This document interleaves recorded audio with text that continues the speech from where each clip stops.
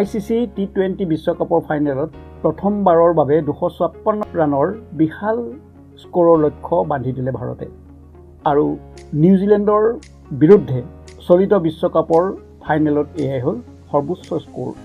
আহমেদাবাদৰ নৰেন্দ্ৰ মোদী ষ্টেডিয়ামত অনুষ্ঠিত ICC T20 বিশ্বকাপ ফাইনেলৰ মেন অফ দ্য মেচ সন্মান লাভ কৰে যশপ্ৰীত বুমৰাহে। Sanju Samson player of the tournament হিচাপে স্বীকৃত হয়। সেইখন খেলতে অভিলেখ গঢ়িলে অভিষেক শৰ্মাই 18টা বলত 50ৰো অধিক ৰান কৰি তেওঁ অভিলেখ গঢ়িলে। তদুপৰি সঞ্জু চেমছন, ঈশান কিষাণ তেওঁলোকেও অৰ্ধশতকেৰে ভাৰতীয় দলক উৎসাহিত কৰিলে। উল্লেখযোগ্য যে 3বাৰ বিশ্বকাপ জয় কৰা ভাৰত নিজ দেশত বিশ্ব জয় কৰা প্ৰথমটো দল হিচাপে স্বীকৃত হ'ল। এতিয়া আমি আহোঁ নিউজিলেণ্ড টীমটো কিয় হাৰিল। নিউজিলেণ্ড টীমটো হৰাৰ কেইবাটাও কাৰণ আমি লক্ষ্য কৰিছোঁ। প্ৰথম কথা হ'ল তেওঁলোকে ভাৰতৰ বেটিং নিয়ন্ত্ৰণ কৰিব নোৱাৰিলে। ভাৰতীয় দলটোৱে শক্তিশালী বেটিং প্ৰদৰ্শন কৰি 256 ৰান সংগ্ৰহ কৰে। নিউজিলেণ্ডৰ বলাৰসকলে বহুতো ৱাইড দি নিয়ন্ত্ৰণ হেৰুৱাই পেলায়, যাৰ ফলত স্ক'ৰ দ্ৰুত গতিত বৃদ্ধি পায়। দুৰ্বল পাৱাৰ প্লে প্ৰদৰ্শন। নিউজিলেণ্ডৰ বেটিঙৰ আৰম্ভণিতেই বিপৰ্যয় হয় আৰু পাৱাৰ প্লেৰ ভিতৰত স্ক'ৰ হৈ গৈ 5 উইকেটত 72 ৰান। আনহাতে ভাৰতীয় দলটোৱে আৰম্ভণিৰ পৰাই সুন্দৰকৈ খেলি আধিপত্য স্থাপন কৰে। তাৰ পাছত আৰু এটা কাৰণ হ'ল অকাৰ্যকৰী বলিং পৰিৱৰ্তন। কেপ্টেইন চেণ্টনাৰৰ কৌশলগত বলিং পৰিৱৰ্তন সফল নহ'ল। বিশেষকৈ লুকি ফাৰ্গুছনে মাত্ৰ 2টা অভাৰতেই 48 ৰান দিব লগা হ'ল।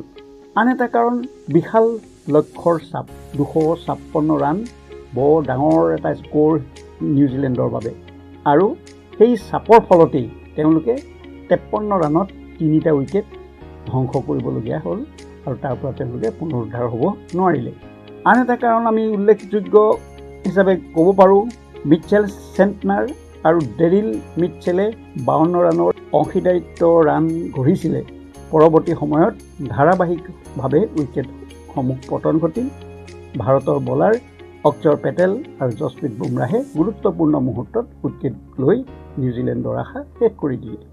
আৰু আমি বিশ্লেষণ কৰিলে পাম নিউজিলেণ্ডে টছত জিকি বলিং লোৱাৰ সিদ্ধান্ত ল'লে। আচলতে টছত জিকি ল'ব লাগিছিল বেটিং। আহমেদাবাদত নিউজিলেণ্ডে দৰ্শকৰ সঁহাৰি নাপালে, তাৰ বাবেও তেওঁলোকৰ মনোবল ভাগি গ'ল। আন এটা উল্লেখযোগ্য কাৰণ হিচাপে আমি লক্ষ্য কৰিছোঁ যে তেওঁলোক আছিল অভাৰ কনফিডেণ্ট।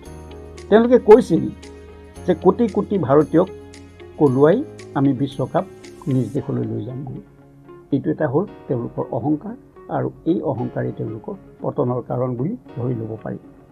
যি হওক, বহু আকাংক্ষিত ICC T20 বিশ্বকাপ ফাইনেল ভাৰতবৰ্ষত সুন্দৰকৈ সমাপ্ত হ'ল আৰু নিজ দেশত ভাৰতীয়ই বিশ্বকাপ অৰ্জনৰ খিতাপ দখল কৰিলে। কেইবাটাও উল্লেখযোগ্য অভিলেখ হ'ল আৰু সেই সন্মানেৰে ভাৰতৰ লক্ষ লক্ষ মানুহৰ মুখত হাঁহি বিৰিঙাবলৈ ভাৰতীয় ক্ৰিকেট দলটো সক্ষম হ'ল। জয় হিন্দ।